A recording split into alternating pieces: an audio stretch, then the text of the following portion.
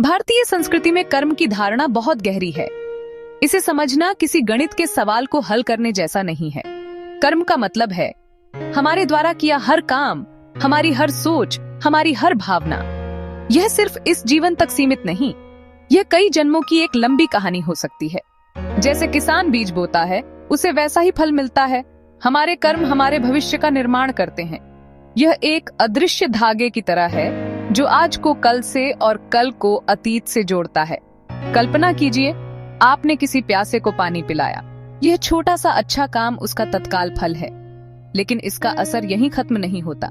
ये ब्रह्मांड में फैलकर किसी रूप में लौटता है। यदि मदद दिखावे के लिए हो तो उसका फल सतही होगा, पर सच्चे दिल से किया काम गहरा असर छोड़ता है। कर्म को डर या बोझ न समझें, यह जीवन जीने की एक कला है जो हमें जिम्मेदार बनाती है। जब हम इसे समझते हैं, हम दूसरों को दोष देना बंद करते हैं और हर रिश्ते, हर पल को अवसर की तरह देखते हैं। हमारे समाज में विवाह सिर्फ दो लोगों का मिलन नहीं, इसे दो आत्माओं का जुड़ाव कहा जाता है। अक्सर कहा जाता है कि पति तो कर्मों से मिलता है। इसका अर्थ बहुत गहरा है। उसका आपके जीवन में आना आपके पिछले कर्मों, अधूरी इच्छाओं और सीखों का परिणाम हो सकता है। दुनिया में करोड़ों लोग हैं, फिर भी बस एक ही खास व्यक्ति क्यों आता है? कर्म कोई संयोग नहीं है, यह एक कारण परिणाम का नियम है। पिछले जन्मों की कहानी भी इसमें हो सकती है। कोई कर्ज, कोई अधूरा प्यार, ये सब मिलकर रिश्तों के रूप तय करते हैं। रमा की कहानी।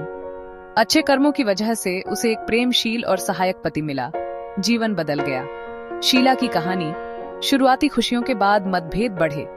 यह भी कर्म का एक रूप हो सकता है। कर्म हमें मोड़ पर लाता है, पर उस मोड़ से कौन सा रास्ता चुनना है, यह हमारा चुनाव है। कर्म आपको किसी व्यक्ति से मिलवा सकता है, पर प्यार, सम्मान, समझ, नफरत, शिकायतें, ये आपके चुनाव हैं। हार मानना या सामना करके रिश्ते को एक और मौका देना, यही चुनाव हमें भविष्य बदलने का अवसर देता है। अक्सर सोचा जाता है कि एक अच्छा पति मिलना किस्मत है, पिछले जन्मों के अच्छे कर्मों का फल। यह धारणा समाज में बहुत आम है। रमा को पढ़े लिखे शहर के लड़के से विवाह हुआ। उसे प्यार और सम्मान मिला। शीला की कहानी में शुरुआत खुशहाल थी, पर बाद में मतभेद बढ़े और वह दुखी हुई। क्या सब कुछ सिर्फ कर्म और भाग्य है, या हमारे चुनाव भी मायने रखते हैं? कर्म आपको किसी से मिलवा सकता है, पर उस रिश्ते को कैसे निभाना है, ये आपके हाथ में है।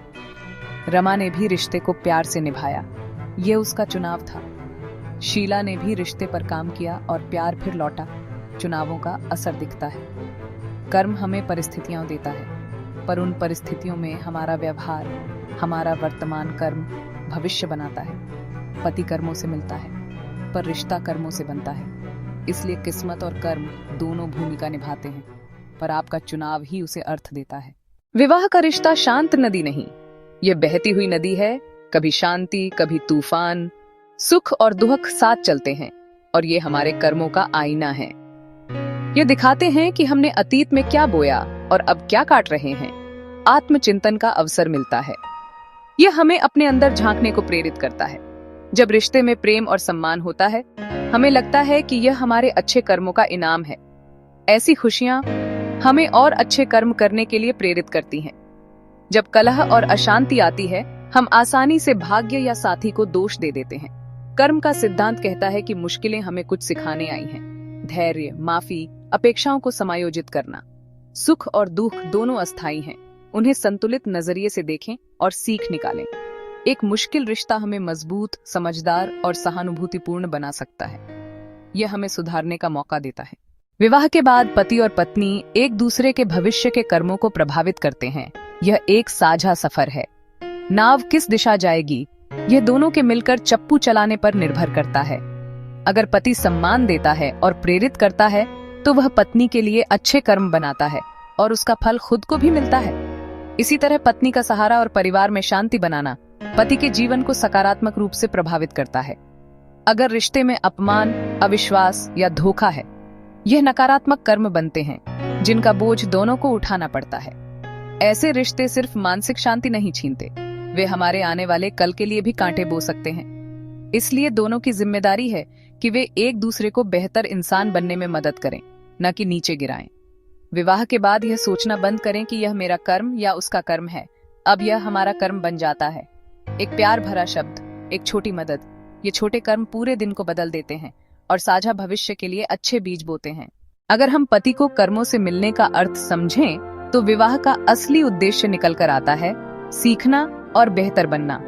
विवाह केवल साथ रहना नहीं, यह एक पाठशाला है जहां अनुभव हमें पढ़ाते हैं। यह हमें प्रेम, धैर्य, क्षमा, त्याग और समझदारी सिखाता है, कभी हमारी अच्छाइयों से, कभी हमारी कमियों से। प्रेम किसी को बदलने का नाम नहीं, बल्कि उसे जैसा है वैसा अपनाने का नाम है। इससे अहंकार घटता है और दिल विशाल होता है। अपने जीवन साथी को सहयात्री, मित्र और शिक्षक माने। ब्रह्मांड ने उसे आपके विकास के लिए भेजा है। हर रिश्ता कुछ सिखाने आता है। यदि आप सीख लें तो आपका जीवन सफल हो जाएगा, चाहे परिस्थितियां कैसी भी हों। विवाह का बंधन कर्म का लेखा जोखा भी हो सकता है, पर प्रेम और समझ के साथ उस लेखे जोखे से ऊपर उठना ही इसकी सच्ची खूबसूरती है।